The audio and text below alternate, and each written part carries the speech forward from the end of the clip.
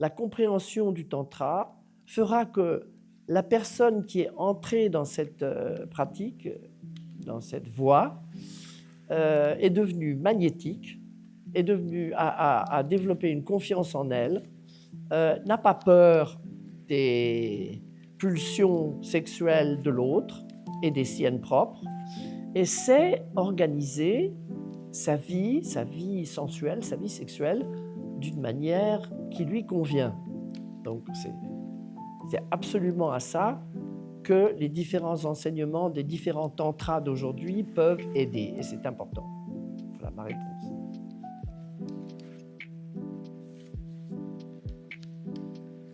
Bonjour à vous, merci de nous retrouver dans ce nouvel épisode de l'Écho des étoiles, le podcast qui met en lumière les pratiques du monde du développement personnel. Aujourd'hui, je suis avec Margot Anand, c'est la pionnière du Tantra. Elle a amené le Tantra en Europe, j'ai la chance de l'avoir avec nous aujourd'hui. Donc, merci d'être avec nous. N'hésitez pas, si le podcast vous plaît, de vous abonner, de mettre des likes, on met vraiment beaucoup d'énergie là-dessus. Et c'est parti ensemble pour découvrir Margot Anand.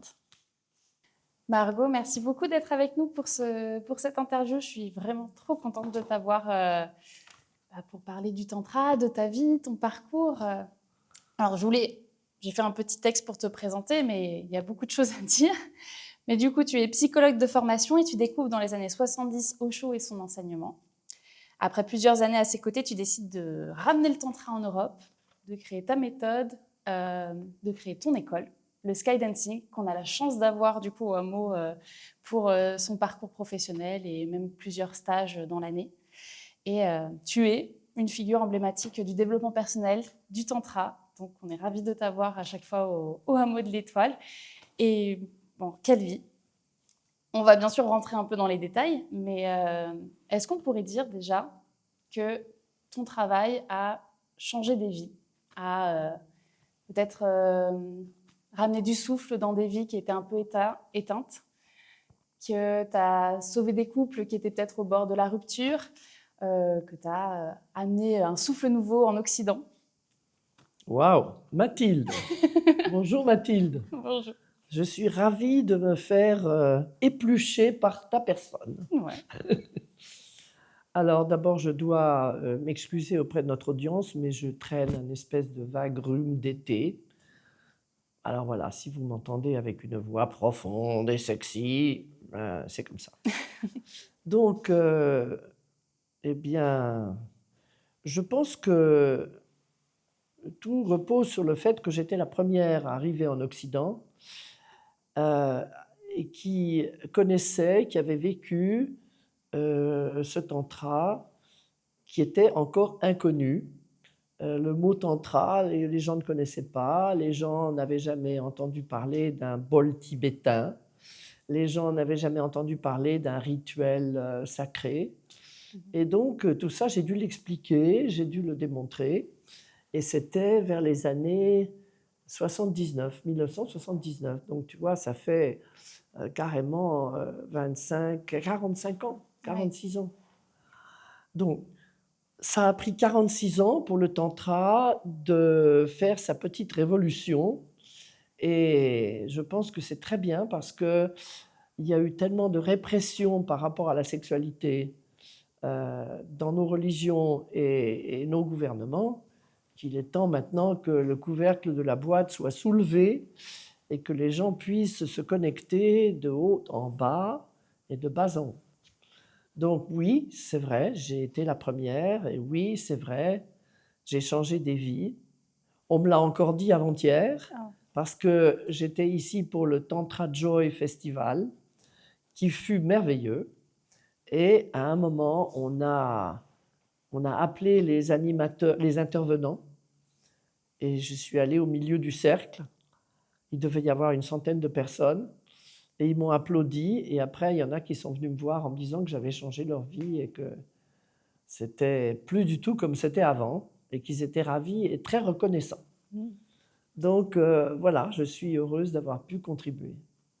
Et justement, le tantra, comment tu le définirais, toi, Bien, pour ceux qui ne connaissent pas? Il y a beaucoup de définitions. Une de mes définitions, c'est choisir en conscience ce qui vous donne et vous apporte de la joie, afin d'ouvrir les portes de votre esprit. Alors, choisir en conscience, donc savoir ce qu'on fait. Ce qui vous apporte de la joie, bon, ben, vous faites pas ce qui vous embête, jusqu'à un certain point.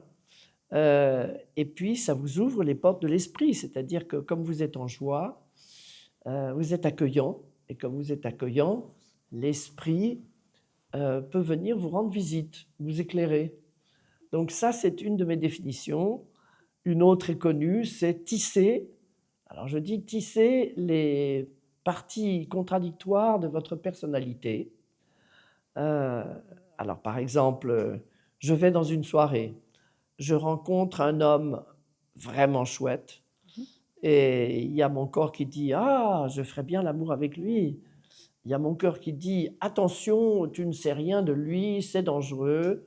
Il y a mon mental qui dit « Bon, ben, va l'interroger, discute avec lui pour savoir ». Mais pour le moment, non. Alors le corps dit oui, le cœur dit peut-être, et le mental dit non. Alors il faut tisser une harmonie entre ces différentes parties, et c'est ce que le tantra fait. Et puis finalement, le Skydancing Tantra, qui est l'école que nous avons développée et que j'ai amenée, c'est la transmutation des énergies vitales et des énergies sexuelles pour arriver à l'expansion de la conscience. À savoir, nous avons dans notre racine un orgasme sexuel, mais nous avons aussi un orgasme spirituel que j'appellerais l'extase, et dont je parle en grand détail dans mon livre « L'art de l'extase au quotidien ».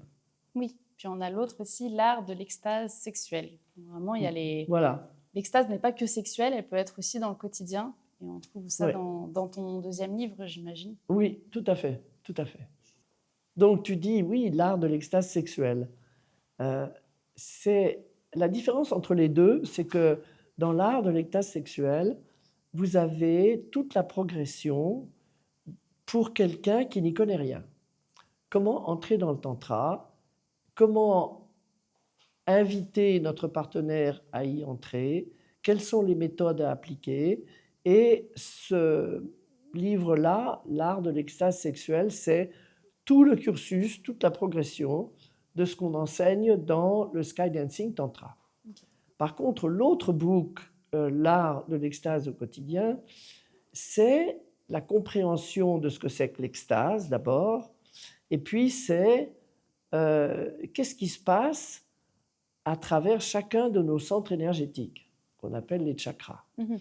Donc, ça s'occupe beaucoup moins de sexualité et beaucoup plus de développement personnel. D'accord. Effectivement, dans tes livres, c'est assez large. Donc, oui, tout un éventail. Il y en a même un autre, je crois que c'est sur ta vie, le dernier que tu as écrit, oui. Orgasme divin, vers l'orgasme divin. Ah oui, à la rencontre de l'orgasme divin. Mm. Oui, ça c'est les histoires, des aventures que j'ai pu vivre dans les différentes initiations au tantra que j'ai vécues à travers le monde. Ok. Ouais. Et alors, chaque fois c'est une histoire, ensuite c'est qu'est-ce que j'ai appris de cette histoire, et ensuite c'est une pratique. Et puis on a le premier livre qui est Le Tantra Voie de l'extase, qui est ton premier, je crois. Oui, Le chemin de l'extase. Chemin de l'extase. Oui, et le premier chez Albin Michel, plein d'illustrations. D'accord. Voilà. Donc, qui est aussi un peu différent oui. On découvre peut-être le tantra à tes débuts. Voilà. Ouais. Et là, on a un peu, suite aux différents enseignements que tu as eus... oui, il y a la méthode elle-même. Ok. Ouais, mais c'est avant d'arriver à la méthode elle-même, c'est toutes les recherches, les avis des différents philosophes, une critique des philosophies anciennes. D'accord. Voilà, et une analyse d'une approche moderne. Avec tous tes écrits, on peut avoir vraiment un spectre assez large du tantra, en tout cas, à ce moment-là. Et toi, donc, tu n'as pas eu une Margot Anand qui est arrivée en Europe pour te faire découvrir le tantra ou créer une école, etc. Comment, toi, ça t'est venu aux oreilles à une époque où on n'en parlait pas du tout? Eh bien, c'est arrivé parce que lorsque j'étais en train de rendre visite à Osho, en Inde, voilà, Osho, pour dire, c'est quelqu'un qui était un mystique éveillé, un grand maître qui vivait dans un ashram qui existe toujours d'ailleurs, où je vais d'ailleurs aller enseigner un programme pour la première fois depuis 45 ans. Waouh. Un programme qui s'appelle le chant royal de Saraha. Donc, c'est Osho qui m'a dit, dans les années 1979, qu'il me demandait d'animer les groupes de tantra à son ashram. Ce qui, à l'époque, était considéré comme relativement illégal, ou en tout cas, personne d'autre ne faisait ça. Mm. Alors j'ai eu la chance qu'il m'offre un laboratoire de tantra, qu'il soit à porte ouverte, que je puisse aller le voir quand je voulais, parce que évidemment c'était une expérience nouvelle, une exploration nouvelle. Et donc quand il m'a donné ce job, je lui ai dit, ben Osho, moi je ne suis pas du tout formé à animer des groupes de tantra, je sors de la Sorbonne, je suis psychologue formé à Paris, et je n'ai pas la moindre idée de comment on anime un groupe de tantra. Mais j'avais quand même étudié la psychologie, donc j'avais quand même des idées sur la thérapie, sur le travail personnel. Mhm. Alors il a rigolé, il m'a dit, ben, si tu ne sais pas quoi faire, ferme les yeux, appelle-moi et je viendrai t'aider. Alors j'étais pas très contente, je cherchais ma voie pour mon bouquin, et voilà que le maître me dit qu'il va venir à travers moi, ce qui est en fait merveilleux. Mais je n'ai pas vu ça comme ça. Il me poussait toujours mes boutons, cet homme. Mm. Ce qui est d'ailleurs le propre d'un maître. Un maître qui sait vraiment faire un travail sérieux sur son disciple doit en fait pousser ses boutons, puisqu'il le fait grandir. Donc il élargit ses perspectives. Enfin, bref, toujours est-il qu'au début, ce fut un peu laborieux, mais j'ai appris à travers lui, à travers ce travail, à faire profondément confiance à mon intuition. Voilà, et c'est comme ça que tout ça s'est développé. Et, et aujourd'hui, c'est devenu une grande école internationale avec Oui. 4 branches ou 5 branches dans différents pays. Et voilà, on est ravis. Chouette. Je dis souvent qu'on est les meilleurs et je dis souvent qu'on est le Christian Dior du Tantra. C'est vrai que tous les formateurs de tantra que je rencontre ont d'une certaine manière sont passés par l'école du skydancing, puisque Oui. tu étais vraiment la première à amener. Donc, il y a, on va dire, ta patte un peu partout et c'est la source, Voilà, peut-être, en tout cas, du tantra en Europe. voilà. Donc, oui. Et qu'est-ce qui t'a donné envie d'y rester, de consacrer ta vie au tantra parce qu'une fois que tu l'avais découvert avec Osho, qui t'a demandé d'enseigner, qu'est-ce qui t'a plu dans cette pratique, dans cet enseignement? Eh bien, la première fois que j'ai fait l'amour, j'ai fait l'expérience inattendue d'un orgasme cosmique où je me suis transformé en lumière. Et la lumière, comme tu sais, c'est la liberté. Il n'y a pas de frontières, il n'y a pas de limitation. Ça ne dépend pas de ton éducation, de ta famille, des langues que tu parles. C'est quelque chose d'universel et de transnational, on peut dire. Et donc, ce fut tellement énorme comme expérience, tellement inattendu. C'était à l'époque de l'existentialisme avec Sartre et Beauvoir. Personne ne parlait de mysticisme. Donc, pour moi, ce fut une expérience mystique. Alors, j'ai passé 30 ans à être une chasseuse de l'extase, c'est-à-dire à rechercher des méthodes qui pouvaient amener à monsieur et madame tout le monde une expérience extatique. Que tu avais vécu Que j'ai vécu moi, mais que je n'ai pas su reproduire. Tu vois. Bon, ça ne veut pas dire que j'ai pas eu, si, j'ai eu une excellente sexualité. Cette expérience-là, il m'a fallu 30 ans pour comment dirais-je, trouver l'approche qui pouvait la rendre accessible d'une manière plus contrôlée, plus développée par une méthode. Et c'est le chapitre 9 de la rencontre de l'orgasme divin. Voilà. Là, vous trouverez la description de comment arriver à un orgasme extatique avec son partenaire. D'accord. Parce que là, après 30 ans, tu as réussi à retrouver ces sensations-là. Cette méthode qui permettait, en quelque sorte, de faire le ABC pour arriver à cette expérience-là. Et donc, tu l'as retrouvé pour toi et ça a été facile de trouver la méthode et de l'enseigner après. Et il y en a qui t'ont dit qu'ils ont réussi à arriver à cet état-là. Oui, à cette période, ce ne fut pas si facile. C'est-à-dire qu'avec ce partenaire-là, ce fut merveilleux parce qu'il était un yogi avancé. Mhm. Donc ça a quand même beaucoup joué. Il avait un contrôle extraordinaire de ses muscles, de ses positions, de la circulation de ses énergies. Donc à deux, ça a vraiment bien marché. Mais par la suite, mon partenaire d'enseignement avec qui je travaillais n'arrivait pas à traverser ces étapes et à sentir cette extase. Donc nous avons énormément travaillé, nous avons rajouté des étapes pour lui permettre finalement d'arriver à avoir cette expérience qu'il est arrivé à avoir pas mal de temps plus tard. Ok. Donc c'était maintenant clair que cela pouvait être accessible à une femme et à un homme aussi. Oui, parce que toi, tu l'as vécu en tant que femme et c'est pas exactement la même méthode pour un homme non plus. Enfin, C'est-à-dire qu'il s'agit dans la transmutation des énergies de prendre l'énergie orgasmique et au lieu de la rejeter vers l'extérieur, de la faire voyager en quelque sorte à travers un canal central dont toutes les cultures parlent, les taoïstes en parlent, les yogis et les hindouistes en parlent, mais donc quand tu fais voyager cette énergie, elle arrive dans le chakra, le deuxième chakra qui correspond plus ou moins au nombril, le troisième qui correspond au plexus solaire, etc., jusque tout en haut. Et là, c'est plus facile pour une femme, puisque la femme donne naissance à un enfant, donc déjà, elle a un organe sexuel ouvert, qui se laisse pénétrer, puis elle a le ventre qui fonctionne et qui donne naissance à une nouvelle vie. Enfin, tout ça, ça passe. Alors que pour un homme, tout va vers l'extérieur. Il a une érection, il veut aller trouver le jardin sacré pour y mettre ses bijoux de famille.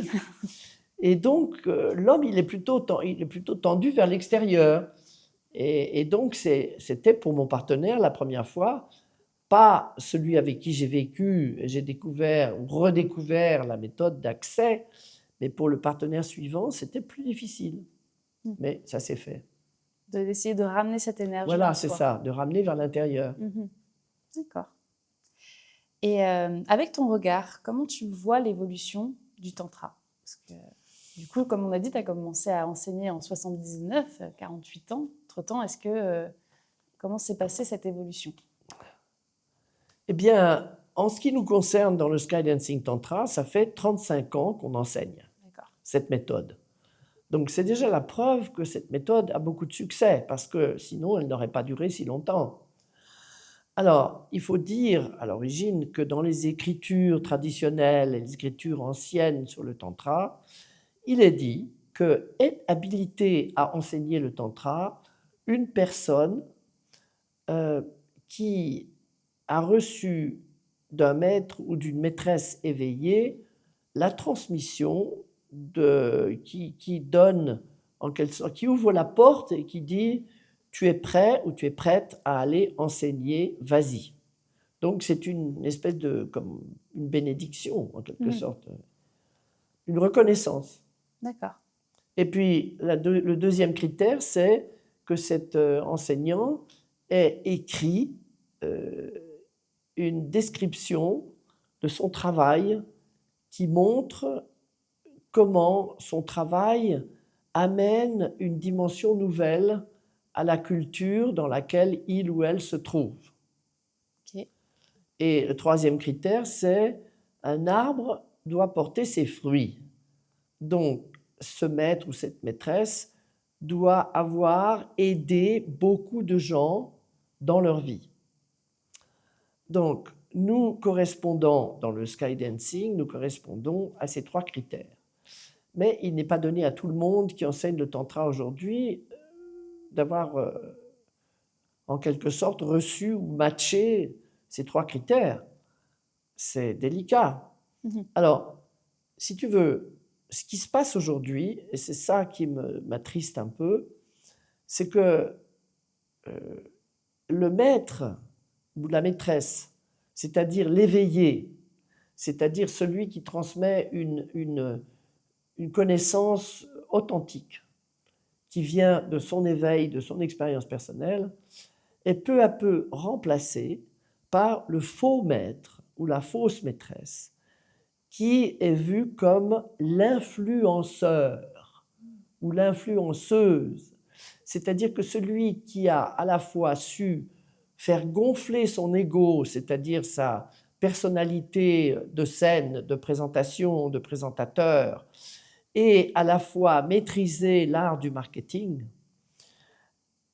prend la position du maître ou de la maîtresse qu'on devait à l'époque aller chercher au fin fond de l'Himalaya, au coup de moultes expéditions compliquées qui nous permettaient de mériter cette transmission de ce maître ou de cette maîtresse, comme j'ai pu le faire et comme d'autres avant moi.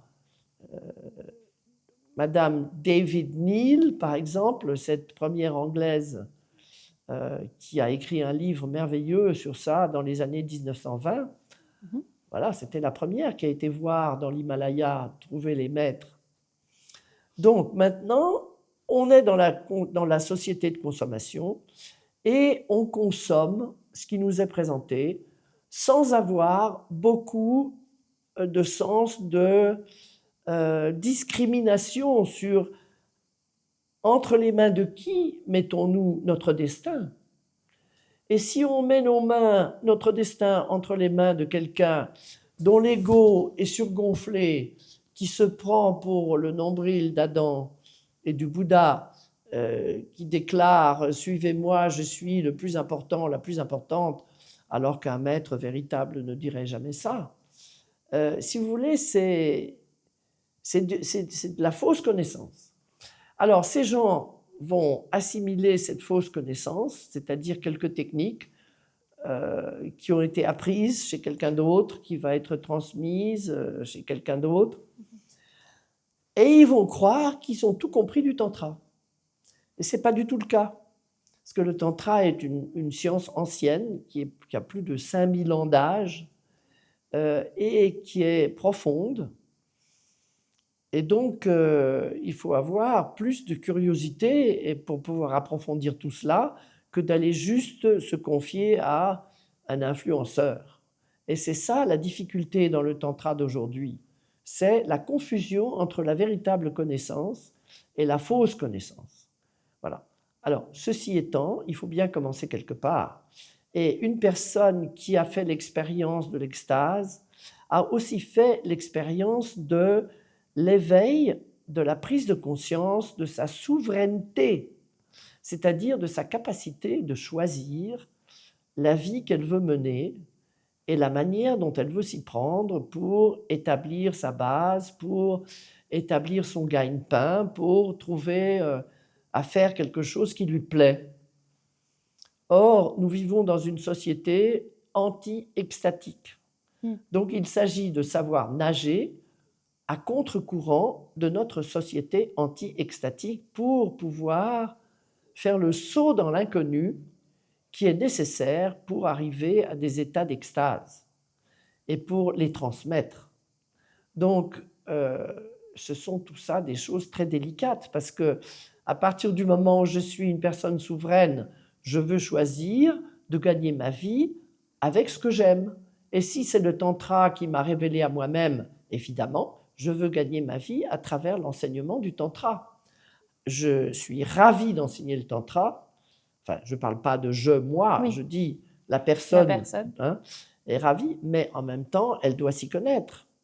Puis il y a quelques règles, j'ai l'impression que, comme tu disais, il faut être béni par quelqu'un. Enfin, si vraiment elle veut aller au bout du tantra, de passer par ces étapes-là pour vraiment pouvoir l'enseigner par la suite. Voilà, exactement. Donc, c'est délicat. Mm. Et pourquoi cette importance? Parce qu'il m'a été donné dans ma longue carrière, car c'est moi qui ai la plus longue carrière d'enseignante en Occident. Mhm. Eh bien, dans les 35 ans où j'ai enseigné, ou plus, j'ai vu des cas, mais incroyables, des blessures, des traumas, des... Bon, eh bien, il faut savoir gérer ça. Il faut avoir un background de thérapeute, il faut avoir exploré les thérapies, il faut avoir fait des études pour comprendre comment soigner, comment gérer la problématique d'une personne qui est tout d'un coup dans une crise d'épilepsie en milieu du groupe, tu vois, ou bien qui est amenée par ses parents désespérés parce qu'elle a des épisodes catatoniques, c'est-à-dire elle est comme un légume qui ne sait rien dire, ni rien faire, ni pas parler, ni pas bouger. Il faut savoir gérer tout ça, tu vois. Alors ceux qui vont faire un petit week-end et puis qui arrivent en disant « bon, ben, je vais continuer à enseigner ça, je vais devenir influenceur, je vais faire mon marketing », est-ce qu'ils savent gérer tout ça? J'ai des doutes là-dessus. Donc voilà, c'est de ça dont je parle. Mais ceci dit, je suis quand même ravi que le tantra se répande sur la planète parce que je pense que ça va aider à changer la conscience de la planète qui en a bien besoin. Ouais. Mais du coup, tu dis à nos téléspectateurs en même temps, aux auditeurs, de faire attention avec qui... Avec qui ils vont étudier? Oui.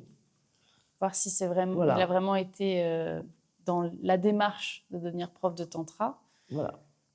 Enfin, connaître un peu son parcours. Voilà, exactement. Savoir entre les mains de qui on met finalement son évolution. Or, aujourd'hui, les gens regardent les titres des brochures. Ah oui, je vais faire ça. Mais ils regardent à peine la biographie de l'enseignant. C'est qui? Chez qui je vais pour faire ça? Ou alors ils arrivent et l'enseignant est sympathique, belle, a une belle robe, ou il a un beau corps ou quoi. Bon, ben ça suffit, ça va, j'accepte. Ou le nombre de followers, des fois. Voilà, je deviens un follower. Bon, enfin bref, c'est comme ça, c'est la vie. Hein. Il faut jouer le jeu plus ou moins, mais il faut quand même faire attention. Oui. Et est-ce que le tantra a dû s'adapter aux époques hippies, puis je sais pas, entre-temps et aujourd'hui? Est-ce qu'il a dû, la pratique en elle-même, évoluer? Absolument. Oui. Tu sais que j'étais au festival de Woodstock. Oui. Oui, oui.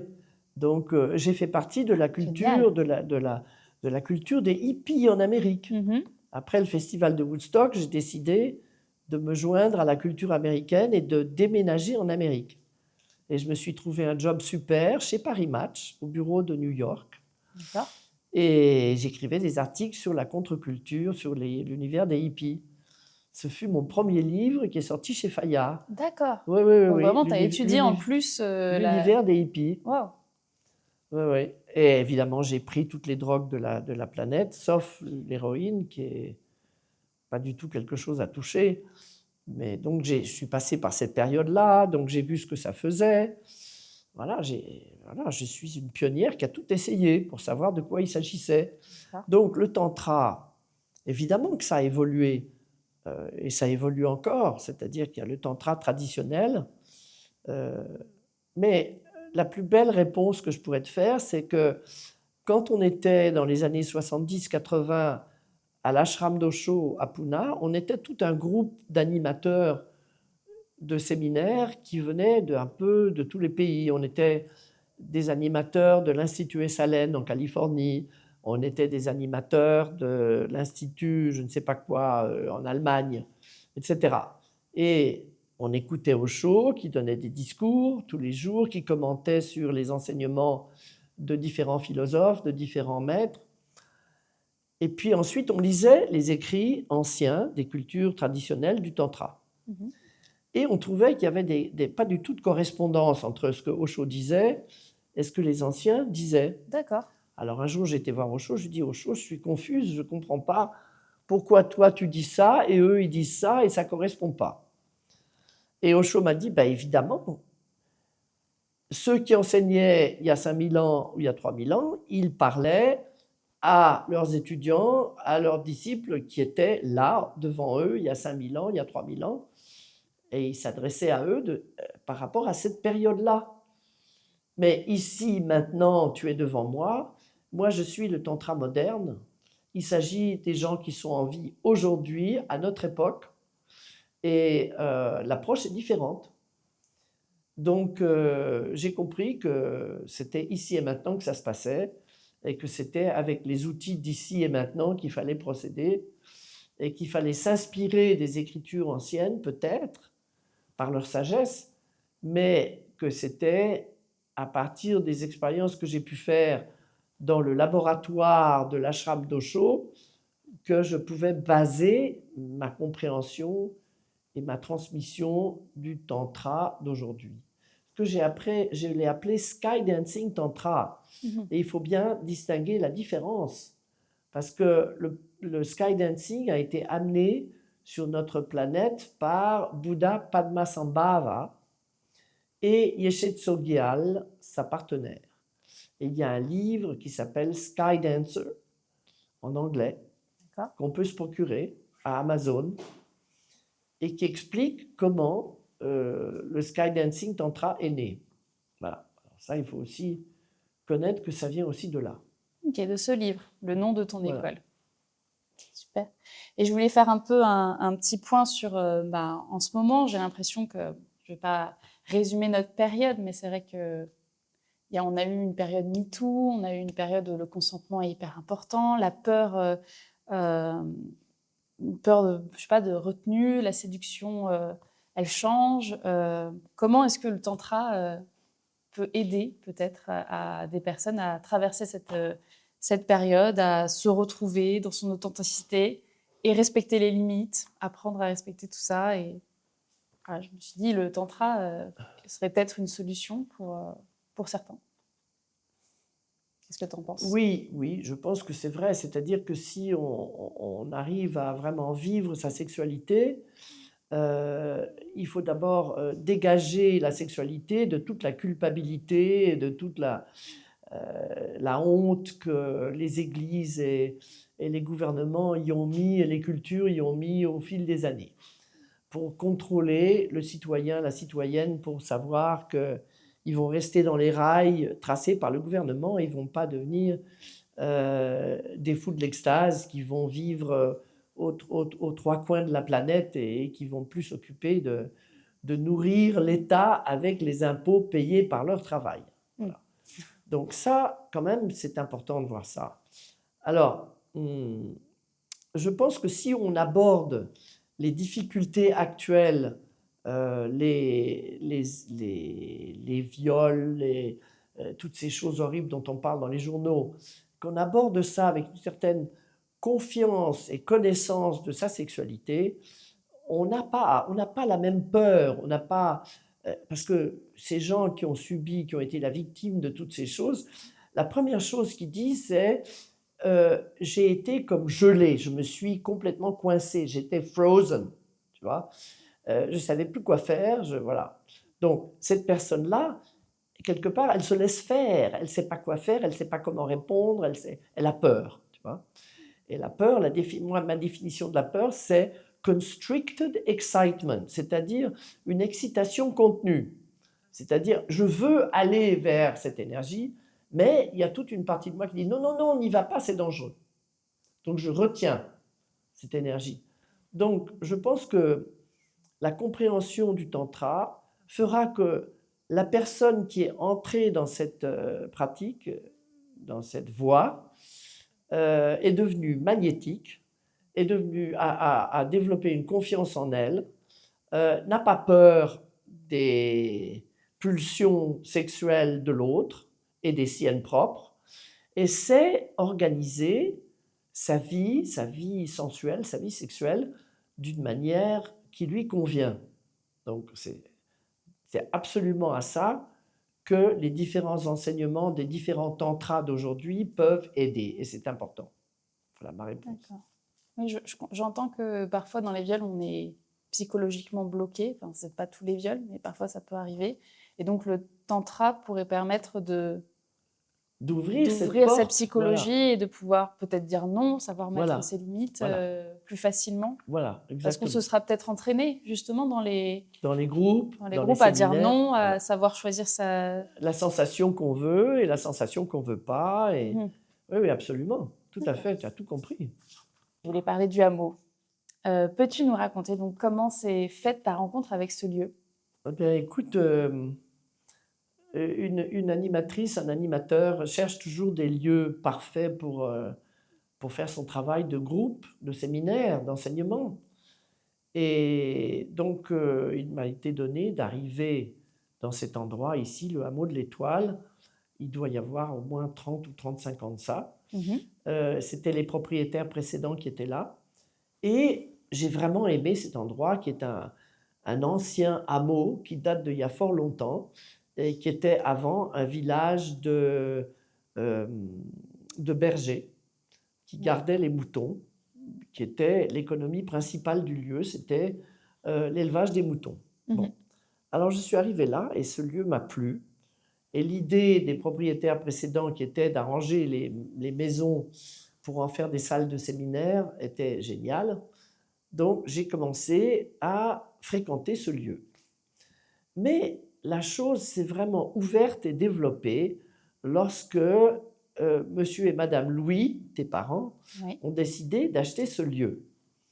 Et ils sont des gens merveilleux parce qu'ils sont ouverts. Vous êtes toute une famille de gens ouverts, ouverts au développement personnel, ouverts à l'idée de pouvoir élargir nos capacités et nos talents. Et donc, et en plus de ça, non seulement vous avez cette ouverture, mais tes parents ont le sens des affaires. Et ça joue et ça aide énormément.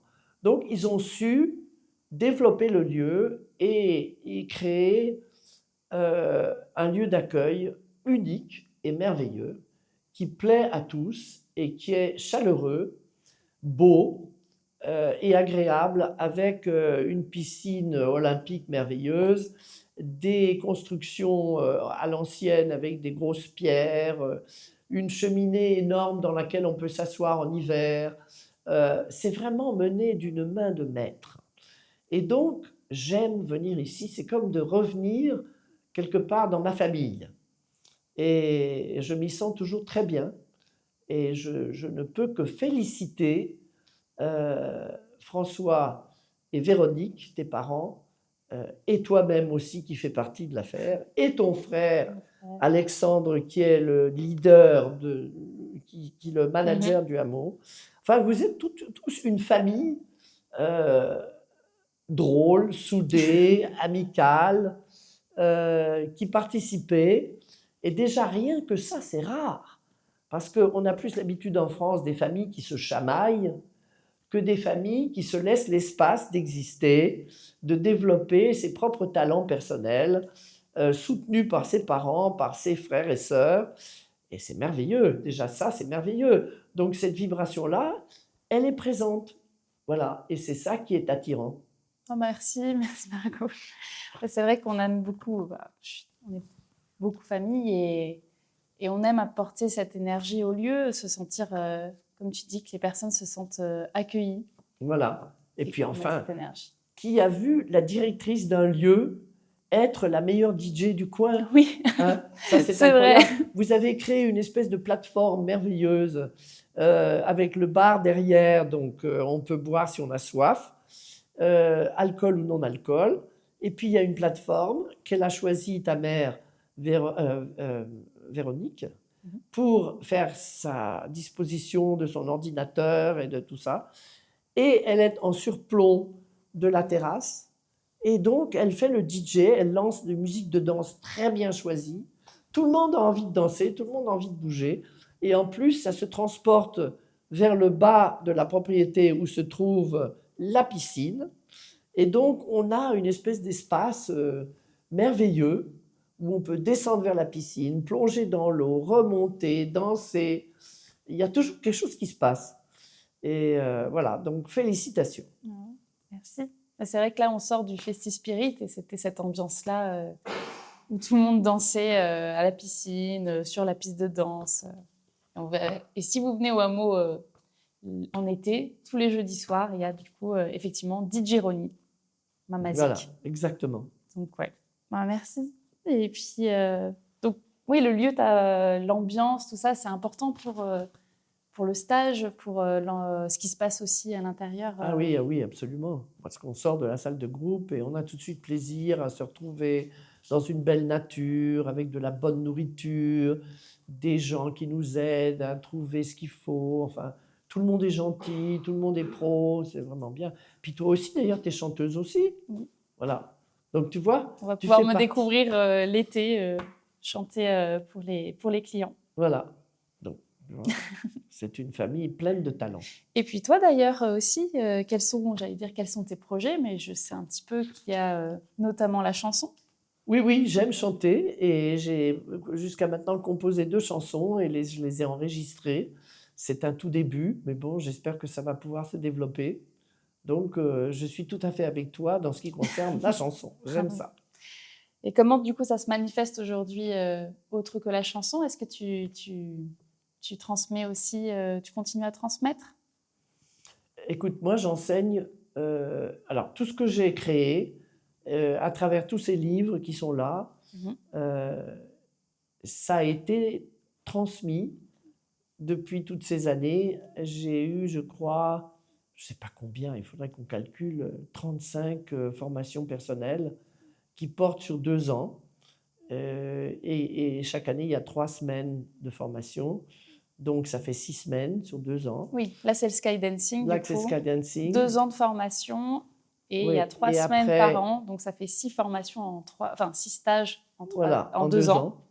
Et c'est suivi d'un stage pour devenir enseignant, Après. qui porte sur 2 ans avec 6 semaines. Ouais. Et après, c'est suivi d'un assistanat, aussi sur 2 ans, 6 semaines. Donc, on ne peut pas devenir un teacher du Skydancing Tantra certifié, un enseignant certifié, si on n'a pas fait 6 ans de travail personnel. Donc ça, c'est la seule école, à ma connaissance, dans le monde occidental, qui est aussi demandeuse de perfection, d'études, de sérieux, voilà. Et en plus, on a une charte éthique sérieuse. Donc, toute l'histoire des profs qui vont chercher leur harem personnel chez les participants de leur groupe, ça, chez nous, ça n'existe pas. Et si ça existe, le teacher est mis dehors tout de suite. Donc, les gens viennent chez nous, c'est pour ça qu'on a beaucoup de succès. Les gens viennent chez nous parce qu'ils disent on se sent en sécurité.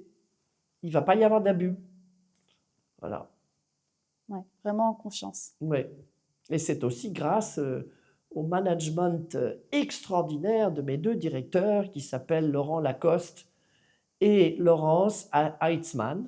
Oui. On a eu l'occasion d'interviewer. Donc peut-être qu'on pourra mettre la petite vidéo si vous voulez découvrir leur parcours, etc. Voilà. Ben, tu vois, tu les as interviewés pour l'émission. C'est génial. Donc, on les connaît. Chouette. Et donc, toi, tu continues parfois à venir transmettre ou intervenir dans ces... Maintenant, toutes mes affaires ont été reprises et continuent à être enseignées sans que j'ai besoin de m'en mêler. Donc, j'ai fait mon boulot, c'est fait. Alors maintenant, je suis en train de créer des nouveaux programmes. Ah, d'accord.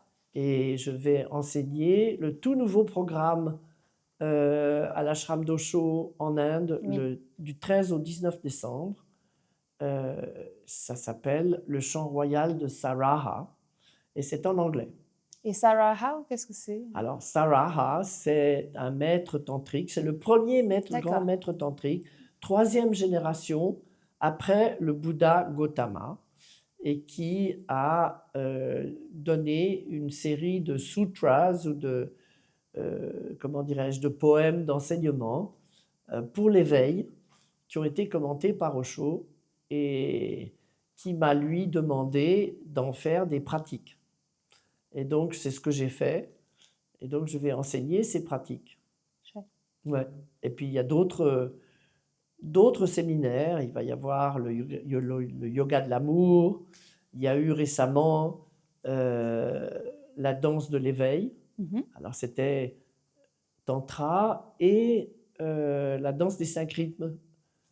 Donc voilà, j'explore et mon critère, c'est je veux travailler avec des hommes qui sont sympas, qui me plaisent, qui sont beaux, qui sont intelligents et qui ont étudié le skydancing. Ok. Voilà, donc, et ça se trouve. Mais ça se trouve, parce Oui. que du coup, effectivement, ton école, ça fait 35 ans, donc finalement, Voilà. ça se trouve. Chouette. Et qu'aimerais-tu qu'on dise de toi dans 50 ans?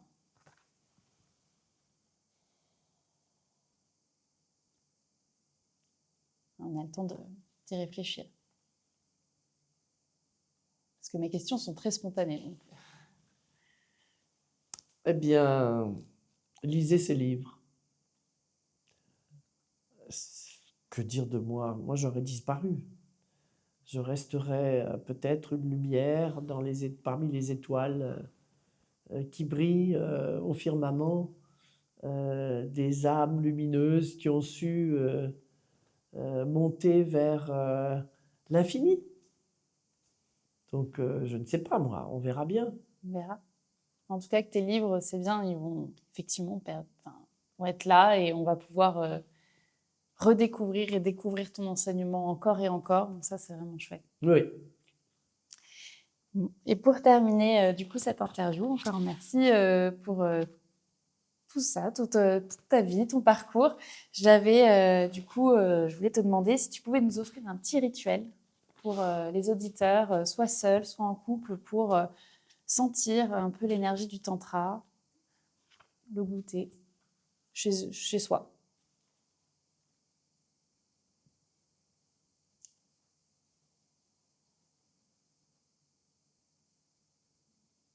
Eh bien, je dirais commencer par l'ouverture du canal central qui nous permet d'arriver à la transmutation des énergies vers l'expansion de la conscience. Et je dirais de faire tous les jours 10 minutes ce simple geste qui consiste à focaliser la conscience vers le centre sexuel, serrer et relâcher les muscles pour bien sentir ce centre. Et puis imaginez lorsqu'on serre les muscles qu'on inspire à travers notre sexe et qu'on fait monter l'énergie de la vie, l'énergie sexuelle, vers le nombril en inspirant, vers le plexus solaire en inspirant, vers le cœur en inspirant, vers la gorge en inspirant, vers le troisième œil en inspirant, jusqu'à la couronne. Et là, on garde le souffle pendant le plus longtemps qu'on peut, quelques secondes, 30 secondes. Et puis, on va expirer par le nez, tout doucement, tout lentement, et redescendre. Troisième œil, gorge, poitrine, plexus, ventre, sexe, et on expire à travers le sexe en envoyant l'énergie vers l'autre, vers l'univers. Voilà. Et de faire ce mouvement